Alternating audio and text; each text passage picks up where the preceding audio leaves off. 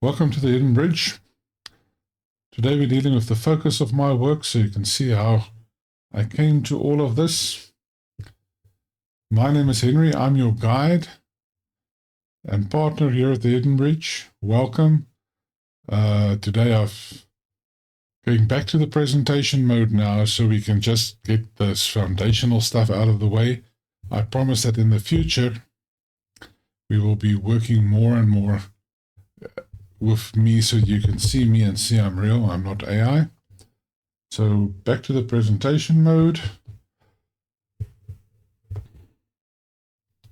So my work basically comes from the following, and it's really highlighted by the fact that we are going through an immense shift and transformation globally, unprecedented in scale. I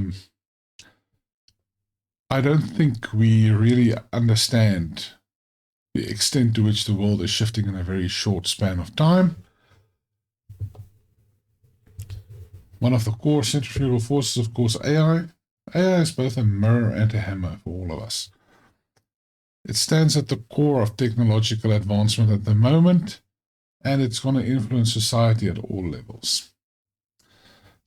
As a mirror, it reflects human intelligence and capabilities, shows our strengths and our limitations. As a hammer, it transforms how we work and make decisions, shapes leadership and organizational structures. It will shift you whether you like it or not. How we do not know. But traditional perspectives and mindsets will not be adequate. Given this, we are also in the heart of three modern global crises. Meaning has been eroded for the last 75 years. You'll see a lot online about thymotic leadership and thymotic expression. We'll talk about that later on. Bottom line is, in a post-World War II era, we've become very materialistic. We've removed spirit from everything, but I think lately we've also been removing mind from everything. And this has led to most people not really understanding why they are here, struggling with meaning and purpose. There's a crisis of trust. It has been eroding for the last 25 years at a rapid pace, but given what happened in 2020, yes. Since then, organizations, institutions, and experts have been really almost blacklisted for what has transpired. Then there's a crisis of comfort. We have too much comfort, and that has taken away our responsibility and agency. And it has basically destroyed resilience and spirit. So in our daily life, we are not what society was 100 years ago. It's a good thing, but it's also a bad thing. We will learn to have to navigate the new reality. One of the primary programs I'm working on right as we are speaking, I'm recording this video, is what I call Skillset 2035. We will need to look at the skills required to make your way in life in the next couple of years. We'll have to recast and relook at all of it, because if it has got data and can be or is repetitive, then it can be automated, and it will. So at the heart, you'll see here I mentioned the hard question of consciousness, the three crises we're facing. At the back end, we really need a call for a new wisdom tradition. But in short, curiosity, self-agency, spirituality and inner life, meaning, purpose and sovereignty, self-esteem and inner anchoring, problem-solving and complexity thinking, adaptability and flexibility, and relational intelligence, not or go beyond emotional intelligence. Facing this global uncertainty, we need to find meaning. We need to find a path, and core here is, how do we relate to each other, and really, who am I? The question of really understanding the self. So we have to dig into the nature of consciousness. Although consciousness, once again, I'll say it in almost all my videos, we don't know what consciousness is. People who claim to know what consciousness is are lying. Our central mystery, therefore, is about who we are and why are we here, because that is what we will need to solve. So we will need to cross a threshold in our minds, a point in a transition of change, a shift of perspective. How do we move forward rather than just solve a problem? Maybe it's not about solving the problem, it's about giving the next step. And how do we do that without having experiences in a world that is obsessed with certainty and abhors failure? We need to really get back to where that is acceptable and allowed, rather than trying to control for all the variables. So how do we give this next step? Well, first of all, we really need to know who we are. So the three crises reveal deeper truths. They remove comforting illusions that we have created to protect ourselves. And they are bringing us back to asking the real questions. What gives us wonder? What do we really understand? And is there a deeper understanding? We need to reject the old dogma and superficial situations and really start looking at what really gives meaning.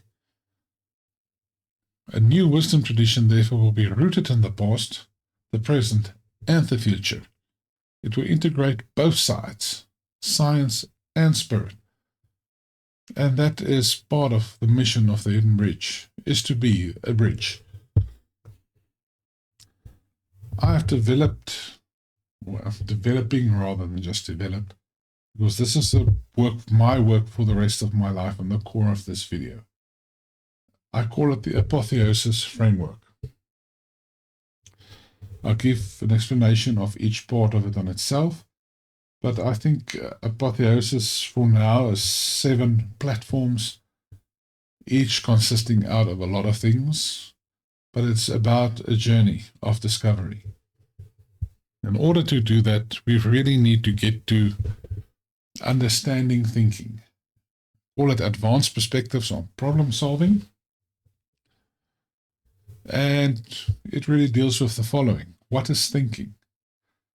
It's more about just that rationality and logic. We do have reasoning and rationality. You'll see there the wilderness of chaos, complexity, and games. System structures and principles. Philosophical lenses we can look through at the world. But the problem here is that we need to move on. We need to be beyond it. And they're psychological and human behavior lenses. There's a lot to be learned from economics, from history, and how do we perceive that? Fairly neglected, and there's a lot of stuff that show that we really need to focus on creativity and imagination, and that goes back to we need to change our perspectives. And we need to be mindful that the human operating system has its flaws. And the more you know it, the more you are able to navigate your way in this world. Lastly, of course, nothing matters if you cannot put it together in your mind and use it and experience it and live it. Second program is the most important one as far as I'm concerned, called Synthesis of the Self. Synthesis of the Self is based on originally self-esteem theory. Now, I know there's a lot of criticism for self-esteem theory, but if you see self-esteem as a process rather than a fixed thing, it opens up a lot. So you'll see foundations of the self, self-discovery, self-acceptance, self-compassion, self-efficacy, then self-expression, then only do we get to self-integration. And lastly, of course, becoming more than you can be, which is part of why we're doing the Hidden Bridge, self-transcendence. Beyond emotional intelligence, I I borrowed the name from Tara Bennett Goleman, the wife of Daniel Goleman, the father of emotional intelligence. Emotional alchemy really is going beyond just four quadrant thinking. Yes, we have the foundation of self-esteem. Self-esteem is literally the foundation of emotional intelligence, at least. With focus, presence, boundaries, trust, authentic connection, going beyond active listening into the world of perceptive listening, embodying charisma. Authentic people are very charismatic. You can learn to be charismatic, but you don't want to force it. And lastly, mentalism and the emotional field. The Japanese have a beautiful word they call reading the room. What about more than reading the room? Learn to read everybody in your vicinity and understand how you relate to them. Part of emotional alchemy. Global mindsets. Yes, most of my life I've spent in international trade. So I really had to think about how did that fit into my story, and I'll explain the basics of my story in a later video. Foundations of global mindset followed by worldviews and cultural narratives. More than just cultures, cultural narrative. Each culture is a narrative in itself, and it's beautiful. There's no such thing as a bad or lower culture. All cultures are maybe not equal in how they appear, but definitely each is to be respected and appreciated for what they are. And that brings us to cross-cultural competency. One of my core daily things that I work with. How to understand people from different backgrounds and understand how they work together and synergize together in spite of all our differences. That's closely followed by religious literacy and spiritual perspectives. Culture and religion are intertwined to the core. Big history and human evolution will teach you a lot about where do humans come from, where are they going. Just understanding the great movements over history. You don't have to go into core details unless, of course, you want to, like me, but understand that there have been great movements across human history and how they all get us where we are and where are they taking us. We are living through a pivotal point at the moment. Of course, geocultural landscapes, understanding global geography and how it fits together, because how do we all everything connect? Yes, there's this thing that most people at the moment hate, the global governance and international systems. Be aware of them. I don't care whether you like it or not, but if you've got to go through passport control, then understand why you need to, and never a good idea. I never understand it when you're standing in an airport where people want to fight with the customs officer. He's there to do a job, and if you do not comply, good luck to you. International networks and standards are very crucial if you want to do business and really understand the global system. Once again, in the end, this will lead you to understand consciousness at a higher level, because everything is connected. How is it connected? Doing business across borders and culture, that is our next chapter. Once you understand the landscape, then you're obviously able to move through it. And of course, putting it all together. Power, influence, and persuasion. A unique aspect of human life that I wish people taught me when I was young. Everywhere humans go, we create hierarchies and power structures. People who want to destroy that and try and abolish that, good luck to you. You cannot change the nature of the beast. Partner of power is influence. What is influence? How does it work? Part of how do we solve trust? Third partner is, of course, persuasion. We all persuade people on a daily basis. That is the nature of human behavior. We want people to do for us what we need them to do for us, in spite of them having other things to do. We'll have to delve deeper into communication and literally being presence. The key to everything is presence. And that then will take us to deal making. Not just negotiation, deal making. There are different versions of deal making, but deal making is all about getting along.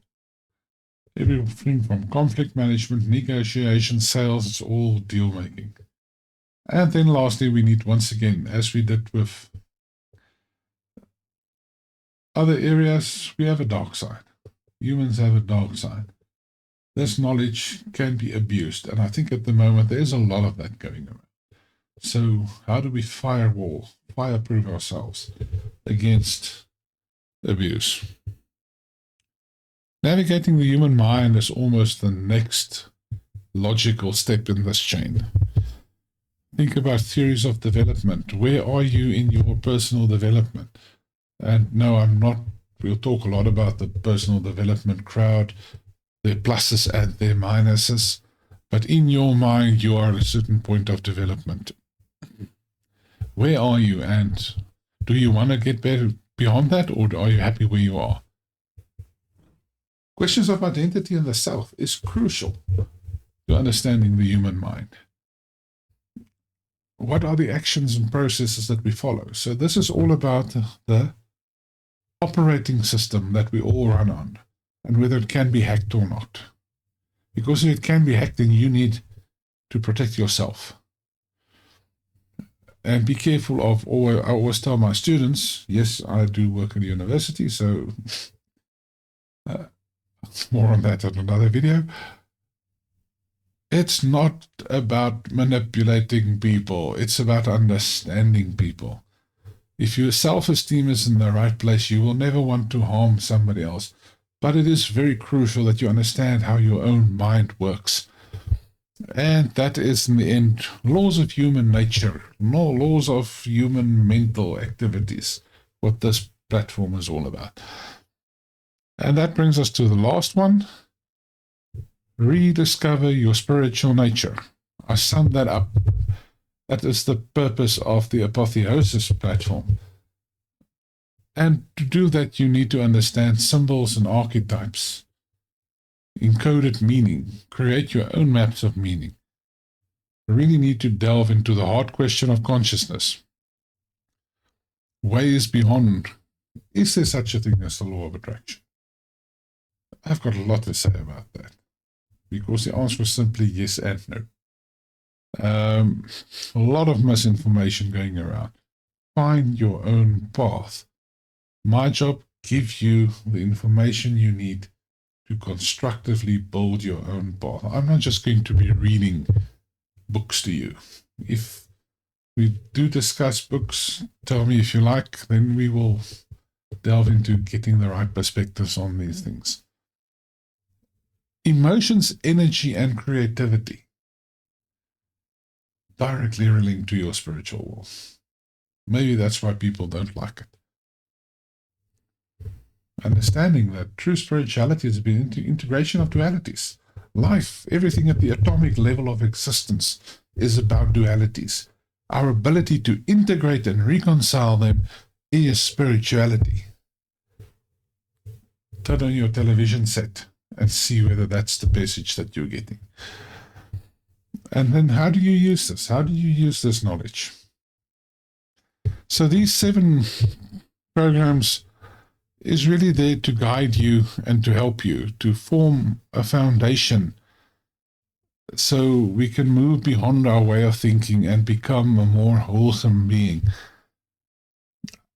In the end, about self-reflection. My place in this world. Remember, I said, not in this video, it was in the previous video, who am I? Where do I come from? Why am I here? What happens when I leave, and where do I go to when I leave? The ancient mystery schools ask those questions. So hopefully my job here at the Hidden Bridge, but also the other work that I do, is to be a lantern to help you illuminate your path. And that is so that you can walk the Hidden Bridge. So in conclusion for today, we are really going through a lot of change. Globally, things have shifted in a way unprecedented, and on the back of that, we need to find our place in this world. How do we do that? Self-reflection. Internal struggles we need to address, and we need to have the courage to ask the difficult questions. Awaken to consciousness, understand the importance of wisdom and wisdom traditions. I'm not talking about religion here. There's much more about saying wisdom tradition. Even in different fields like psychology and physics, there are wisdom traditions. And in each of them, there are grains of absolute gold. And this is our opportunity to transform. So hopefully here at the Hidden Bridge, we can find a path, and I can be your guide so that we can take this road and walk together. So in conclusion, finally, each step reveals only the next step. Are you willing to take that step?